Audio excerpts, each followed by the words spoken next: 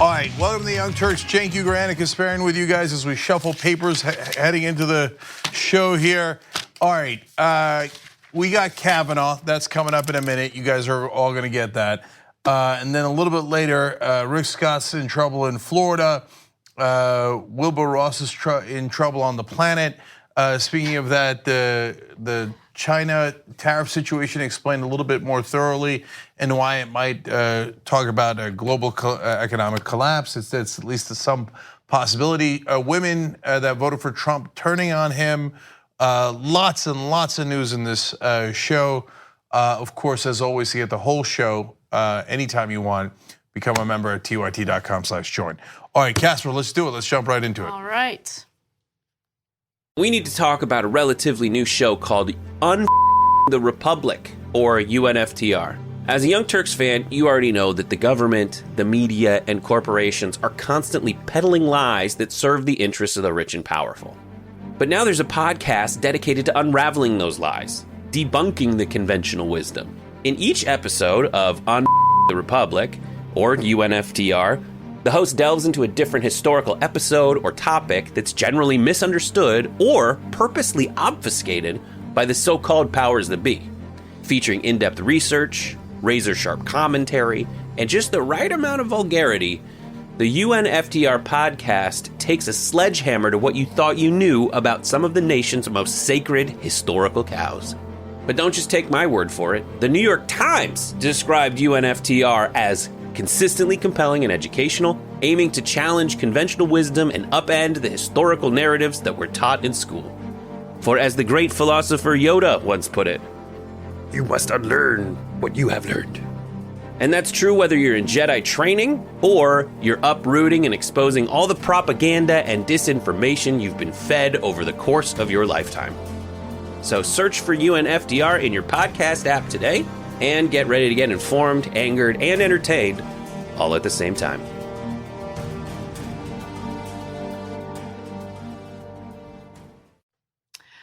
Following attempted rape allegations against Brett Kavanaugh, and of course the accuser is Christine Blasey Ford, the smear tactics from the right have begun. And they have begun aggressively, they are relentless, and it also includes quite a bit of funding. And I'll give you some examples of how it's all going down. So first, there is the Judicial Crisis Network. This is a group of conservatives who aggressively fight to have pro-corporate conservative Supreme Court judges nominated. And so they have decided to put $1.5 million behind a television ad blitz that features a person who has been friends with Kavanaugh for 35 years. Okay, so that's the beginning of it. Also, the Judicial Crisis Network has already pledged to spend $5 million backing Kavanaugh. So their first ad was released immediately. They released it last night, Monday night, and we have it for you just so you get a sense of the tactics they're planning on using. Take a look. Her allegations cover a whole range of conduct from boorishness and to rough horseplay to actual attempted rape. And so obviously if you go to rape, yes, that is a really serious. All right, little technical difficulty there, no problem. We're going to get the video for you in just a minute. Just give me a thumbs up when it's ready. All right, let's go. Friends with Brett Kavanaugh for 35 years. Never thought about doing a TV commercial. I'm not involved in politics. I'm a teacher. I'm a coach. I believe that we need to have bright, curious, open-minded, thoughtful, empathetic people who are judges. And I trust that Brett is that person. He's dedicated to his work. He's dedicated to his family. He's of the highest integrity as a person. And I believe that he would be a great Supreme Court justice. So that ad features a teacher who claims to have known him for 35 years. The tactic is, hey, look at all these people who can vouch for him, vouch for his character. Because, you know, people who have been accused of rape, you know, everyone has to dislike them throughout their entire lives. It's impossible for that person to have a group of people in their personal lives that like them and respect them, while they could also in their, you know, in private do things like attempted rape. So, I think the substance of the ad is pretty weak. A lot of people liked OJ too. That didn't mean he didn't do it. He was a very likable guy outside of murdering two people. So But I think the more important part of this is, that's fascinating. So $5 million they've announced that they're gonna spend, and 1.5 they've already put into TV ads. Where's the money coming from? Is it concerned citizens who are genuinely pro-life and they care about that and they think Kavanaugh is pro-life? Is it genuine citizens who think, no, I don't know anything about Kavanaugh being against Roe versus Wade, because that's the official Republican stance, right? I just think he's such a wonderful, principled jurist that I'm looking forward to having him confirmed on the Supreme Court. So I'm going to give $5, $10, $27 to make sure I run these ads. No. The funny thing is, it has nothing to do with the hot button topics that you're seeing. No, the ad is funded by very wealthy people and corporations, because Kavanaugh is massively pro big business. So they need his vote in there, not for Roe versus Wade, not for anything else. They need it to make sure that he advances a pro corporate agenda. So those donors are like, oh, he is accused of attempted rape. Whatever, roll in the $5 million. Let's get this guy in the court so he can rule against our employees all day long. That's what's being played here. You think $5 million materializes out of nowhere for this? No, there's people who think, I'm gonna make a buck off of Kavanaugh being on the Supreme Court. Yeah, absolutely, and he is a pro-corporate judge. His past rulings and decisions prove that, and the fact that they were able, this organization, the Judicial Crisis Network, was able to get this funding secured so quickly tells you something. There are people who are worried about their bottom line. At the end of the day, rape doesn't matter, attempted rape doesn't matter, his character doesn't matter. The rulings that he might have in regard to social issues or women's health doesn't matter, and by the way, the Judicial Crisis Network is just one organization that includes people that are now attacking Ford and her allegations. There's also Dennis Prager, and he wrote an op-ed for the National Review that was disgusting. And so I'm gonna give you a few of the excerpts. Let's go to graphic 62. Prager, who once called the idea of college rape culture a gargantuan lie, argues in his piece for National Review that the allegations against Kavanaugh should be ignored because they tell us nothing about Brett Kavanaugh since the age of 17. So there's two different parts to that. One is the rape culture being a gargantuan lie. I don't know what he means by that, but I know what he encourages by that. He encourages people to go, it's not a big deal. Just don't worry, don't spend too much time on it. So when victims ask for more protections from universities, don't sweat it, it's all a lie. It's all a lie. So that's a terrible thing to spread. The second part of it is him saying, look, this happened when he was 17, it doesn't tell us anything about him being 53. That actually I find to be the least offensive of all the defenses of Kavanaugh.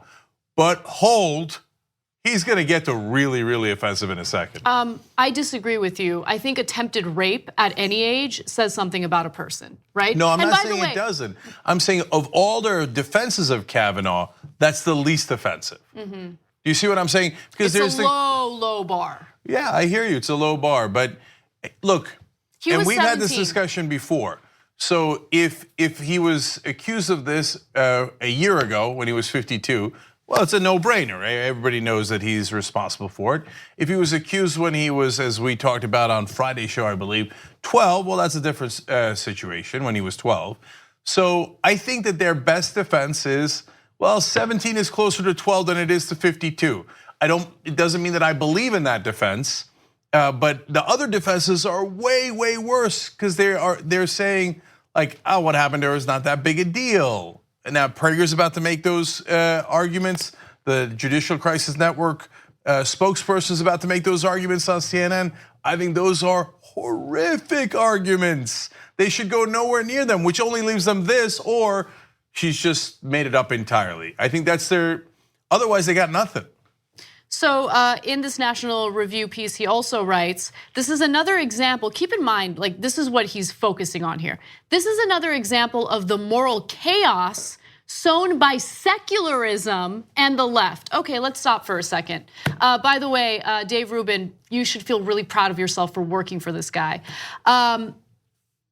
That's the problem? Secularism is the problem? Yeah. The chaos sown by secularism is the problem? You don't think that it's problematic that someone who might be a new Supreme Court justice in the highest court in the country might have carried out attempted rape? You don't think that that's the problem? You think that secularism is the problem? I mean, but get a load of that inverted logic where they live in the upside down. So he's like, if people were more religious, they would realize that charges of attempted rape are no big deal. He's arguing that, Prager's arguing that that is the moral position. The immoral secular left position is attempted rape is a big deal. Okay, look, you make your own decision on which one you think is moral and which one is not moral. But the way that they turn things on their head is amazing. Somehow he's made it so that the moral position is supporting attempted rape. Okay, but look, keep going. I'm telling you, it gets really, really, really bad. In any society rooted in Judeo-Christian values, it is understood that people should be morally assessed based on how they behave over the course of their lifetime. Early behavior being the least important period in making such an assessment. Okay, so I have a billion things to say about this. First of all, I gotta go back to the whole secularism. So you don't believe in secularism? Do you believe in the Constitution? So do you think that we should be forced to believe a religion? Like, what does that even mean? Prager's like what drives me crazy about the right wing is that they respect guys like Prager because it's such a low bar. Most of the people in the party are total morons like Donald Trump and George W. Bush. So when somebody with a pulse shows up, they're like, Dennis Prager. Oh my God, he's got a university where he teaches how bad the secular left is. But think about how irrational he is on every front. To Anna's point there, you don't believe in secularism. So you think what? Church and state should be combined, that religion should rule us? But Prager, you're Jewish. I got news for you. Your religion isn't going to win. And I've got further news for you because apparently, even though you've got a whole university you've named after yourself, let's just note how obnoxious that is.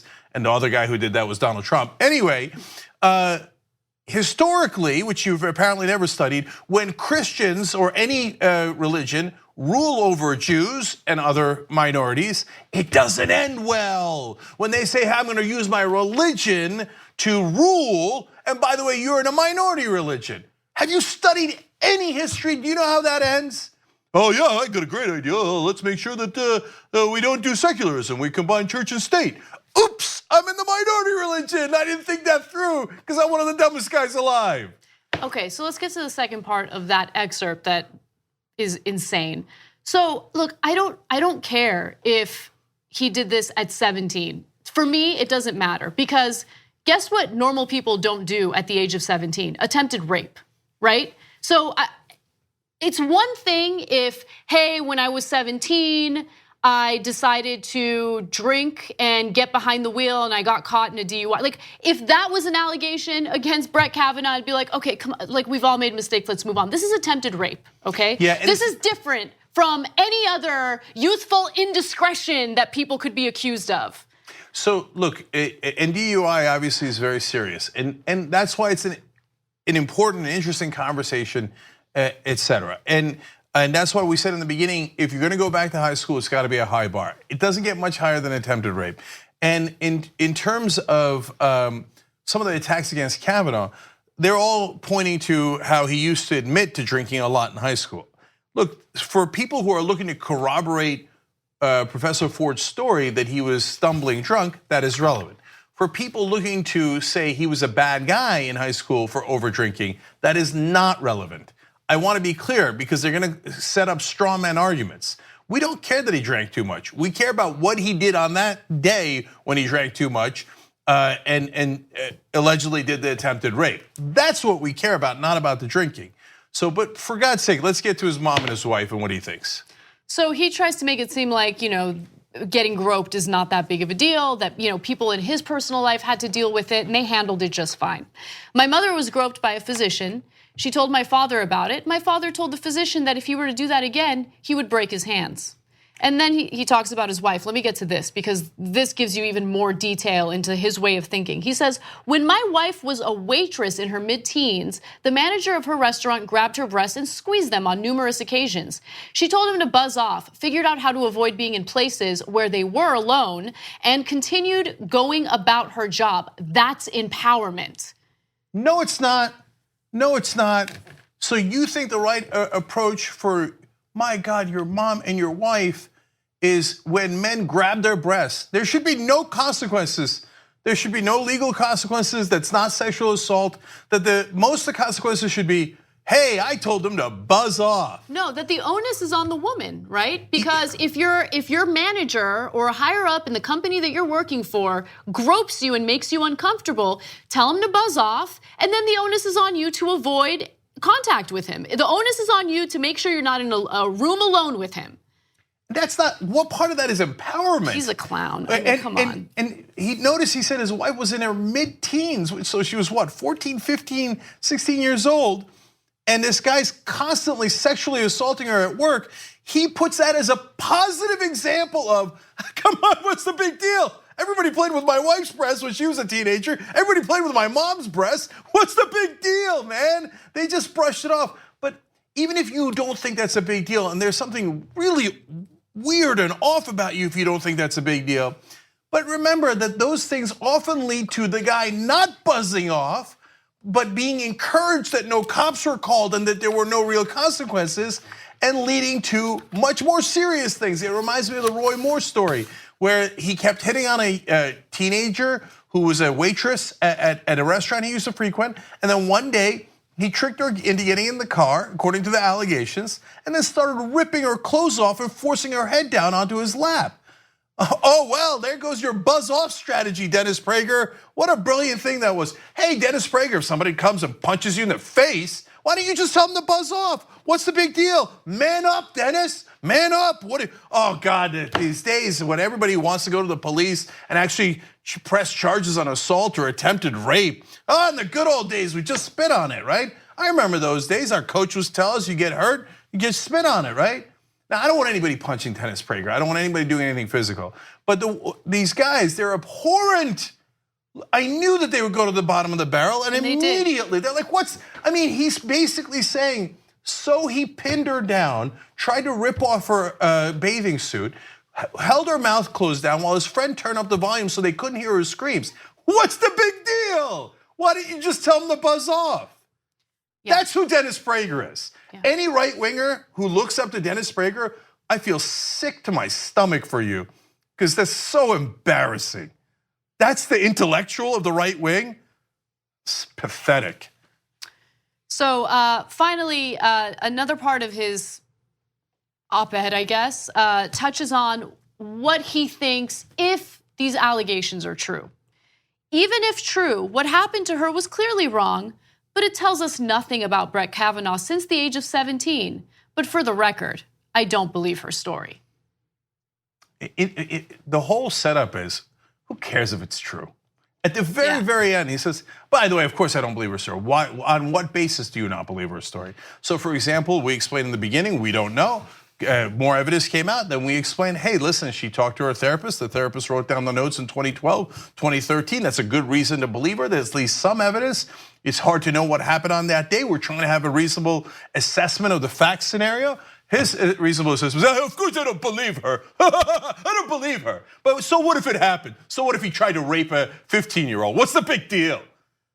Wow, that is quite intellectual of you. So there's one final component to this story, and I'm sure that there are more smears happening as we speak, as we do this video. But there was an individual who appeared on CNN. Her name is Carrie Severino, and she's with the Judicial Crisis Network, the same group that we talked about earlier. And she had an interesting way of describing the allegations. Take a look. Her allegations cover a whole range of conduct from boorishness and to rough horseplay to actual attempted rape. And so obviously, if you go to rape, yes, that is a really serious allegation. Okay, I don't think anywhere in there is she saying this is boorish horseplay at all in her letter. I don't think that's at all what she's suggesting. She's certainly implying that it's attempted rape, but I think you have to look at there's a 35 years of memory that we're trying to play with here, and I'm saying that the behavior she described could describe a whole range of things. I know her perception of it was one way. I'm just saying I think we have to get all of the facts. That said, Judge Kavanaugh says this didn't happen at all. So under any interpretation, he says no, that I was not at a party like that. This didn't happen. Wow, Carrie, you really need to work on your spin, skills, because you were really struggling there, weren't you? Yeah, well, because they have to have a woman go out and say it. So they're like, hey, Carrie, you drew the short straw. Go out and defend attempted rape. Well, how are we going to do that? Well, look, you're going to have it in the range of options so that you don't seem like the worst person on earth. You don't seem like you're Dennis Prager. But in there, you're going to inject talking points, and we're going to test them out. Remember, Judicial Crisis Network, as we explained earlier, funded by these huge, and it's corporate all donors. secret, corporate and really rich donors who want Kavanaugh on the court for their own financial purposes. And so they're like, hey, listen, you're paid to do this for us. So describe the attempted rape as, quote, rough horseplay. And what they do is they send out somebody to do that first. And then if it works and people like it, then they repeat it. And then it becomes a talking point. Oh, it was just rough horseplay. It was just rough horseplay. And you'll see it over and over and over again. That was them testing it out. I got news for you. That test didn't work. So as you could tell from the reaction of the anchor at the time, who's kind of taken aback by it, the reaction online, our reaction, any decent person's reaction, you could have left it at, hey, it's so hard to know what happened on that day 35 years ago.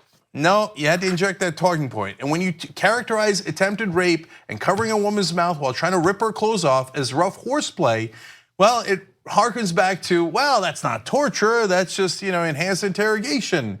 And those aren't detention centers. What were they calling them? Family residences or something along those lines. So no, it's not rough horseplay. And it's sick that you're being paid to say that, to see if you guys can get people to believe that it wasn't what it actually was, well, apparently, according to the allegations. In America, you can pay anyone to say anything, doesn't matter. So let's take a break. When we come back, some of Trump's reactions to this story, and then later in the show, we will touch on the US relationship with China following this whole tariff and trade war.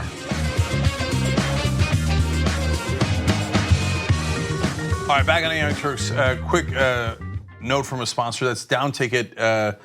So you guys know, I've talked to you about it before. I really like these guys because they even the score between the big money and us. So it's downticket.com. Go to your mobile device and put in downticket.com. I put my watch list and my opposition list on election night, last election night. We talked about it. I've got Democrats and Republicans on my opposition list. And I don't have a lot of Republicans on my watch list, or the people I'm in favor of. So please check that out. Make your own lists, and they're exactly the kind of sponsor we like that allows you to track the candidates you like and the ones you dislike and make a difference by donating, or at least just getting the news about them. So downticket.com. Okay, now I wanted to read one quote from a member here that they sent in earlier. This is Atheist Snail, so already we're having fun, or Atheistic Snail, I should say.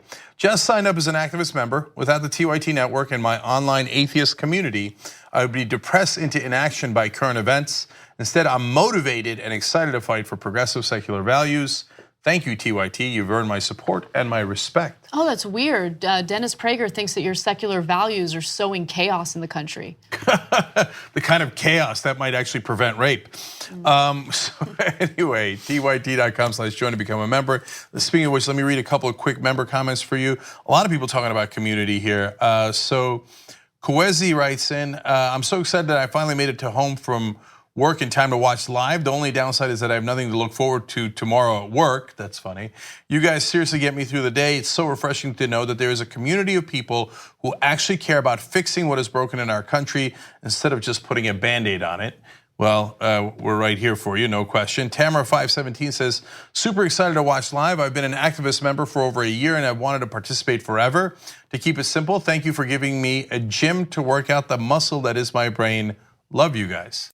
Thank you, Tamara. That's really, really nice of you. Last one here, Paul Sullivan says, funny how none of this matters since he was in high school. Almost like the black young men in prison for life for nonviolent crimes are different people from when they were 17. Thank you. Strange that it doesn't apply to them too. Yeah. So, that triggered an interesting idea. If the Republicans say, yeah, he might have done it, but he was 17. Maybe we can have a deal if you release everyone in prison who got caught for doing something when they were 17. You want to make that deal? By the way, I don't even know if I really want that. I mean, of course, when it comes to drug offenses, I agree wholeheartedly. But rape and murder are serious, serious crimes. And 17 is different from 12. So. Yeah, no, of course I don't want that deal. Some of the people that would be released are worthy of that release, and some people that committed terrible, terrible crimes at 17 are probably potentially still dangerous. So, but it makes no sense to have two different standards. Right. So that's a great point by Paul as well. All right, what's next, Anna? All right. Donald Trump continues to support Supreme Court nominee Brett Kavanaugh. And even though Democrats in the Senate Judiciary Committee are calling for the FBI to do an investigation to either confirm or find some information about whether or not these allegations against Kavanaugh are true, Trump says that it's unlikely that the FBI will conduct the investigation. Now, part of the reason why is the FBI can't do that unless the White House signs off on it. And Trump has been clear in saying that he's not going to sign off on it. Now, before we get to that, though, I do want to show you the messaging from Trump that will be repeated over and over again. And it is to attack Democrats rather than address the real allegations lodged against Brett Kavanaugh. Take a look. Judge Kavanaugh is one of the finest people that I've ever known. Never had even a little blemish on his record. I wish the Democrats could have done this a lot sooner because they had this information for many months and they shouldn't have waited till literally the last days. They should have done it a lot sooner. But with all of that being said, so you would have thought certainly that she would have brought it up at the meeting, not wait till everything's finished and then have to start a process all over again. But with all of it being said, but again, this is something that should have been brought up long before this. They had the information in July, as I understand it. It's very unfortunate that they didn't mention it sooner. But with all of that being said, again, this should have been brought up a long time ago. Thank you. Okay. No, we didn't repeat any of that. He does the endless repetition by himself. And he keeps saying, with all that being said, that's why JR left that in there, because he's supposed to get to the actual point, but he can't help himself. And in fact, when asked about attacking the Democrats another time, he's like, well, I'm not going to do that today. I might do it in a couple of days. Okay, well, what difference does it make then? And besides which, you couldn't help yourself. And a good and fair question that we've been asking for a couple of days now is, you're claiming, okay, that's what some Democrats knew. How about the Republicans? Right. How did they have that letter ready of 65 women that knew Kavanaugh back when he was in high school? How'd they have that done in 24 hours? Seems like they knew too. Mitch McConnell, why did he warn you not to appoint Kavanaugh in the first place? As Anna pointed out days ago, did Mitch McConnell know? So those are good and important questions. Democrats, you should be asking those questions too. Now, in terms of the FBI getting involved, Senate Democrats have been clear in that they're not calling for a criminal investigation. They are calling for the type of investigation by the FBI that was conducted when Anita Hill came forward with her allegations against Clarence Thomas. If Kavanaugh didn't do it, maybe there's a way to clear his name. They just want this to be investigated and they want the FBI involved. And Trump doesn't seem willing to get the FBI involved. Now, remember, he doesn't seem to have much love for the FBI in the first place. But the Justice Department released an interesting statement. They said the allegation does not involve any potential federal crime. The FBI's role in such matters is to provide information for the use of the decision makers. Okay, so the DOJ acknowledges that the investigation would be for information so people can use that information to either confirm or vote against Kavanaugh. But they don't want to do that either. And then Trump addressed this as well during his press conference, and here's what he had to say. We have time available. We will delay the process until it's finished out. I guess we've invited everybody. I know I can tell you this, that Judge Kavanaugh is anxious to do it. I don't know about the other party, but Judge Kavanaugh is very anxious to do it. And a delay is certainly acceptable. I don't think the FBI really should be involved because they don't want to be involved. If they wanted to be, I would certainly do that. But as you know, they say this is not really their thing. Really? I haven't seen anything from the FBI indicating that they don't want to be involved in this. The only thing I have seen from the FBI is a statement indicating that they can't do the investigation unless the White House sanctions it. Well, I mean, this is a man who thinks cooperating with federal law enforcement maybe should be outlawed. So it's unsurprising that he doesn't want federal law enforcement involved in actually gathering evidence. So of course the FBI said no such thing. And it's not that complicated. It's true, it's not a federal crime. The FBI is not investigating to arrest Kavanaugh or anything. It might be a state crime, but not a federal one. But the FBI does background checks. This is the most important background check there is. This is exactly what they did, as Anna pointed out, with Anita Hill and Clarence Thomas. So why wouldn't you just apply the same standard? Or are you afraid what they would find?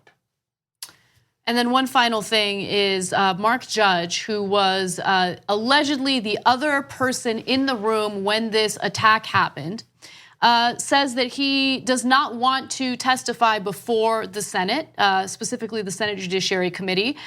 Both Dr. Ford and Kavanaugh have agreed to testify. However, Mark Judge says, no, I did not ask to be involved in this matter, nor did anyone ask me to be involved. The only reason why I am involved is because Dr. Christine Blasey Ford remembered me as the other person in the room. He also says, in fact, I have no memory of this alleged incident. Brett Kavanaugh and I were friends in high school, but I do not recall the party described in Ford's letter. So his defense so far has been, I don't remember, I have no recollection. I think that's an interesting way of handling it. There hasn't really been a flat out denial of what's been alleged. There was yesterday. So it went like this. At first he said, I have no recollection. Then he said, no, it's absolutely nuts. Oh, he called it nuts, that's yeah, right. But today it's interesting that he went back to, I don't recall. And remember, he's written books about his struggle with alcoholism, etc. That might be one reason why he doesn't recall, or it might be that he's like, what if they get other evidence? So it's easy for me to say I don't recall. I was binge drinking at the time, right? So of all people, I think Megyn Kelly made an interesting point yesterday when she said, why would Dr. Ford put Mike Judge, a friend of Kavanaugh, in the room if she made it up? If you're gonna make up a story, you wouldn't put a corroborating witness for him in the same room. And Dr. Ford's a 51-year-old professor. She's not, and again, she'd have had to make it up in 2012 when she talked about it earlier. So none of that adds up. One more thing, at least Judge was sophisticated enough to say, I don't remember if I was at a party like that. Orrin Hatch screwed up while defending Kavanaugh and recently said, Kavanaugh told me in a meeting that he wasn't at that party. Wait a minute, she never said which party. She never said which date. So then people were like, what do you mean? This was Kavanaugh, does Kavanaugh know the party that she's referring to? And then Orrin Hatch, the spokespeople, had to be like, no, Kavanaugh didn't say that to us. He said he doesn't remember being at a party like that. What does a party like that even mean, by the way? You don't recall being at any party where you were drunk, where people were going swimming when you were 17 years old in the summer? Okay, so that little backpedal I thought was a little telling too. And again, these guys seem to have known for a long time that this might become an issue. How would they know it was gonna become an issue if they never heard from her? That means they might have heard from him. And if they heard from him, then she's clearly not making it up. Let's take one more break in this hour. When we come back, we will talk about China. There's a lot that isn't really being reported, so we'll go into those details. And then later on, some of the women who voted for Trump now possibly regretting their decision. That's a really interesting story. All right, For all the members, you're going to get the whole show whenever you want, obviously. For some of you, the episode ends here. But remember, there's a whole 2-hour show. Make sure you get that anytime you want by becoming a member, tyt.com/join. All right, we'll be right back. We hope you're enjoying this free clip from the Young Turks. If you want to get the whole show and more exclusive content while supporting independent media, become a member at tyt.com/join today. In the meantime, enjoy this free segment.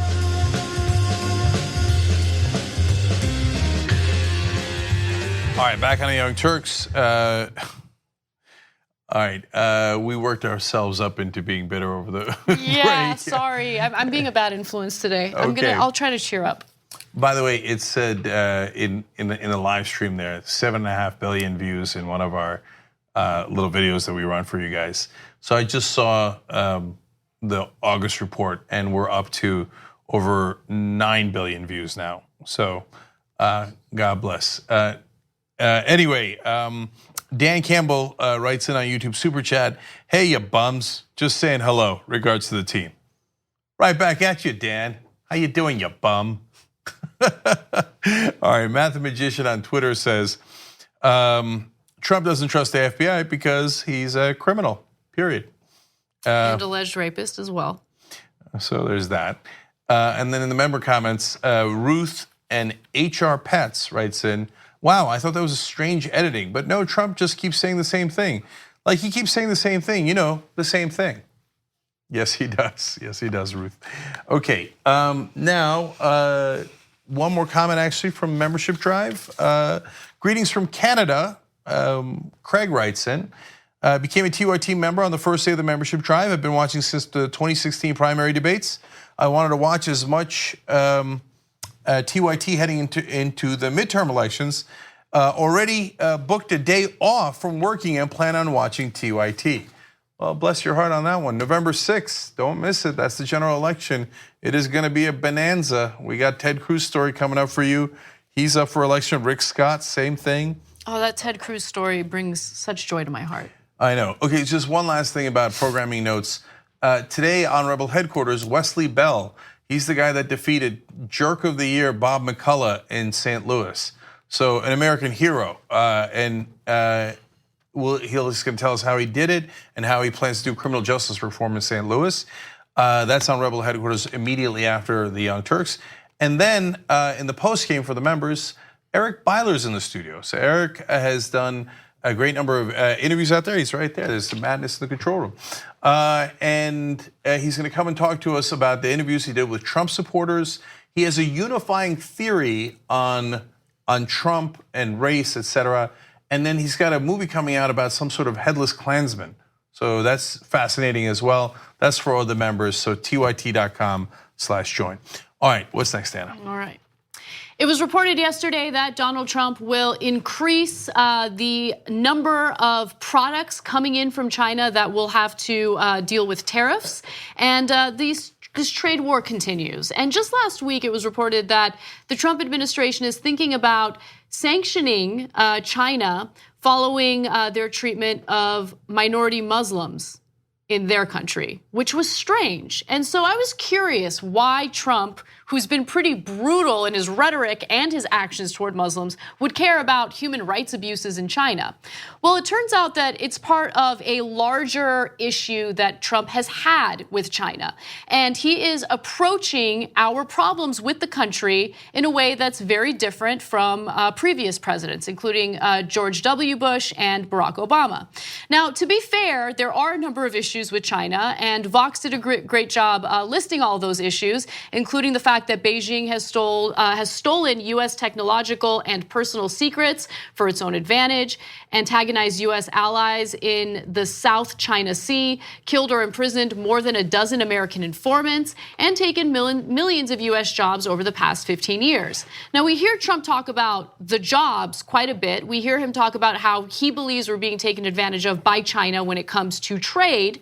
But this administration isn't really focused on one thing or on a couple of things. It's focused on everything related to China and what we perceive to be their wrongs. So that's an expert saying that, Bonnie Glaser from Center for Strategic and international studies.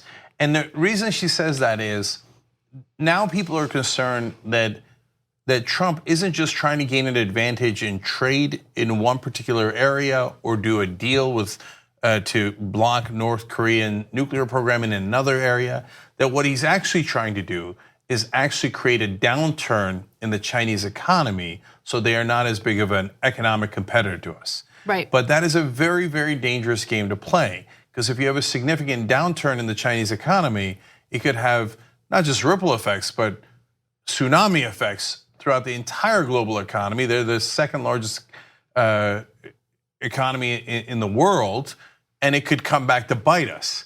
But that would require an understanding of consequences and a chessboard and how you do strategy. That's why I thought the most amusing part of this story was a quote from another so-called strategist saying Trump is engaged in a sophisticated form of economic warfare to confront the Chinese. And when I read that quote, I thought, which strategist is saying that he is doing sophisticated form of, I'm gonna make note of who this guy is so I never pay attention to him again. And then I saw the quote is from Steve Bannon. I was like, oh, okay, got it. Okay, so it's not sophisticated. That's part of the problem. And look, I want us to be, believe it or not, I want to be fair to Trump because there are issues with China, and we've had issues with China. And the approach from previous presidents has been very different. The approach has been more diplomatic because the thinking was, and I think that I agree more with this than the way Trump is handling it, if we try to engage with them in a diplomatic way and we actually open up the economic possibilities with China, there's a possibility that they are more willing to work with us and do something about the human rights abuses that they're committing in their own country. Just as one example. But no, Trump comes in and he's like, I'm gonna crush them. So tariffs. Just random, sporadic, arbitrary tariffs. I'm gonna slap them onto Chinese products that we import. And then we're gonna crush their economy. And then they're gonna be so desperate that they're gonna do what we want them to do. But it doesn't work that way. I'm not sure that I agree fully with either option. So the Bush-Obama option was total engagement. So if we bring them into the, developed countries and we do an engagement policy where we consider them quote unquote responsible stakeholders, that they will then act in a responsible way. Look, I get the upsides of it, and they have joined the world community in other ways and fostered trade, et cetera, that has been positive. On the other hand, it is a tiny bit naive. So what they are much more likely to do is what they've done. Thank you very much for all the things that you've given me. I'm still gonna go and take your secrets and do the cyber attacks and take every advantage that I can. And it's a relatively smart strategy, but they do it behind the scenes so they don't seem like the bad guys.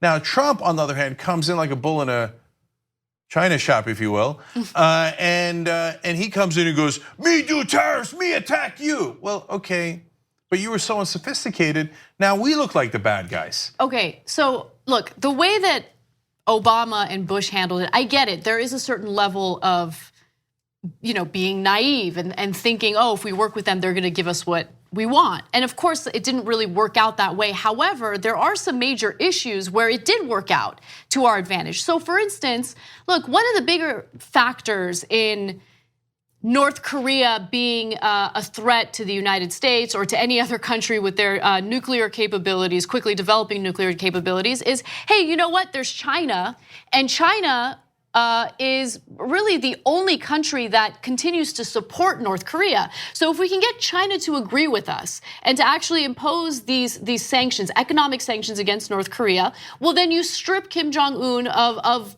some of his power. But here's the thing, China had agreed to do that. China had agreed to play along with the sanctions until Trump started attacking them ruthlessly and incessantly and started going after them with these tariffs. And now they're like, no, we're gonna open up our relations with North Korea again. We're gonna go ahead and help them out economically again, and that's what's happening right now. So look, I think that there's some middle ground. I'm not a foreign policy expert. I don't know exactly what that middle ground is. I do know that I would prefer the Obama-Bush strategy way more than what we're seeing with Trump. And remember, there's also the added after effect of increased consumer prices here in the United States. Because one of the things that Trump thinks is going to happen is, all right, well, Apple, for instance, relies heavily on Chinese labor to make its products. And so if the tariffs are high, maybe Apple will bring jobs back here to the United States. Except Apple has said, no, we are not going to do that. We are going to, they literally said, we're going to pass the costs on to the consumers. So Trump hasn't thought any of this through. He just thinks by bullying China, they're going to go ahead and cave or concede to what he wants. But it's not working out that way. So look, I'll give you my quick take on what I would do instead. But first, to Anna's question, it's just a no-brainer. Is it Bush-Obama policy that I think is a little too trusting versus the Trump policy of break everything in your path? No, of course I take Bush-Obama in those two situations. Just if those are the only two choices, Trump doesn't even realize the overall Chinese strategy is to wait him out. They're like, at most, he's going to be in office 6 years. That's the law in America. Whereas Xi, the leader of China, has basically declared that he's going to stay there for life. So he's like, we'll just wait for a new administration. So if I was in charge, I would realize that dynamic and realize, hey, I can't play the long game here because they have a much easier way of waiting us out than we do of affecting them in the long run. Besides which, I don't want to crash their economy. That is obviously going to have effects on us. So I would do likewise. Like, for example, the Chinese, we believe they hacked into the Office of Personnel Management and stole sensitive information on millions of Americans. So what would I do? I would hack into all of for every system of ours that they broke into or government office of ours that they attacked with a cyber attack, I would do 3 times as much to them. But publicly, I'd say, oh my gosh, China had a cyber attack against them where all the their sensitive information is now in the hands of other people. Well, golly gee, I wouldn't know anything about that. As the Chinese wouldn't know anything about the attacks against us. Yeah. Well, I can't imagine who would be doing that. So you would send a message to China, look, my button is bigger than yours, okay? You want to attack us, we'll attack you, but we're not going to get caught with our hand in the cookie jar. Why? Why is that relevant? Because you want to appeal to other nations to work with you instead of China, including on trade deals, so that helps lift your economy up. Instead, what has happened, because as Trump's lawyer called him, he's a goddamn dumbbell. So now China has run into the open arms of the rest of the world, including Russia. Yeah, so I'm glad you brought that up because that's an important part of this equation as well. Look, the United States is not the only country in the world, right? We are not the most powerful country in the world. Yes, we're powerful, but you also have to keep in mind that there are other countries with massive economies that. At TYT, we frequently talk about all the ways that big tech companies are taking control of our online lives, constantly monitoring us and storing and selling our data. But that doesn't mean we have to let them. It's possible to stay anonymous online and hide your data from the prying eyes of big tech. And one of the best ways is with ExpressVPN. ExpressVPN hides your IP address, making your activity more difficult to trace and sell to advertisers. ExpressVPN also encrypts 100% of your network data to protect you from eavesdroppers and cyber criminals. And it's also easy to install. A single mouse click protects all your devices. But listen, guys, this is important. ExpressVPN is rated #1 by CNET and Wired magazine. So take back control of your life online and secure your data with a top VPN solution available, ExpressVPN. And if you go to expressvpn.com/TYT, you can get 3 extra months for free with this exclusive link just for TYT fans. That's expressvpn.com/TYT. Check it out today. China can do business with, and that's exactly what's happening right now. They decided, hey, you know what? Let's increase business with Russia and Iran. And so these are like the after effects of Trump's policies. His ridiculous, not so well thought out policies are not so good for Americans. Like, while he thinks that he's actually helping Americans and he's attempting to bring jobs here, he's not. I think that there is a way to do it. And I'm not saying you let China do whatever it wants, but the way that Trump has handled this has been childish. He hasn't thought it through. It's unnuanced. And so, I mean, we'll see what happens. But China has already responded to the latest round of tariffs coming from Trump by saying, all right, well, we're going to retaliate. More tariffs for America. The dumbbell really thought that China would just cave. That he'd be like, oh my God, you put tariffs on us. I'm so sorry, I'll do whatever you want, Mr. Trump. Of course they're not going to do that. They're the second largest economy in the world. So what did they turn around? So one of the things that Trump did to punish them was, you're not allowed to participate in our war games anymore in the Pacific that we do with 22 other countries. Okay, I mean, that's a debatable strategy, but what did it lead to? It led to China 4 months later making a deal with Russia to participate in war games with them. And then that led to honoring Putin, and Putin honors Xi, and then next thing you know, they're doing more trade, and their boats are being lifted up while we're getting less trade and less good results in our economy. And so, and what is the net result? Remember, Trump is obsessed with lowering the trade deficit, but all it's done since he's been in office is go further up. Just last month, it went up by $31 billion just against China. So it's an epic failure on every front. He's weakened us throughout the world. And then he says outrageous things like this. Like, you can say China's done wrong things. We say it, we just said it on the show. And I told you how I would fight back and it wouldn't be pleasant. But he says we can't continue to allow China to rape our country, and that's what they're doing. Come on, man, you're supposed to do a tiny bit of diplomacy. He says it's an economic enemy because they have taken advantage of us like nobody in history. It's the greatest theft in the history of the world, what they've done to the United States. No, I don't know what you're talking about. I feel like that's a perfect strategy to get China to work with you. Yeah, they'll do exactly what you want after you accuse them of raping us. Yeah, there has to be carrots and sticks, but if your stick is a chainsaw verbally and actually has no real stick economically, well, you've got the worst of all worlds. You've got a lot of bluffing and a lot of bluster with no actual effect. And it's so even people in his own administration don't agree to this. The Republicans don't agree to this. No one thinks this is a good idea outside of Donald Trump and Steve Bannon. Yeah. All right, moving on. Stick with this master because there's a second component that I want to get to. Donald Trump recently increased the number of tariffs or number of products from China that will have to deal with taxes through trade. And China has responded by saying that it will continue to retaliate against these tariffs. Now, to be specific, America's trade deficit in goods and services with China was about $335.4 billion in 2017. In August, though, it grew by another $31 billion, meaning that Beijing exported $31 billion more goods to the US that month than the US sent the other way. Now, this is all incredibly important information for you to know about because it proves that these tariffs are not working. China has not conceded in doing anything that Trump wants to do. In fact, they've doubled down. They've added more tariffs to retaliate. And the people who will suffer are US consumers because many products are either manufactured in China and then brought here to the United States, or US-based companies that manufacture products here rely on Chinese parts to be imported to the United States so they can make their products. So as a result, manufacturers are going to spend more money on manufacturing.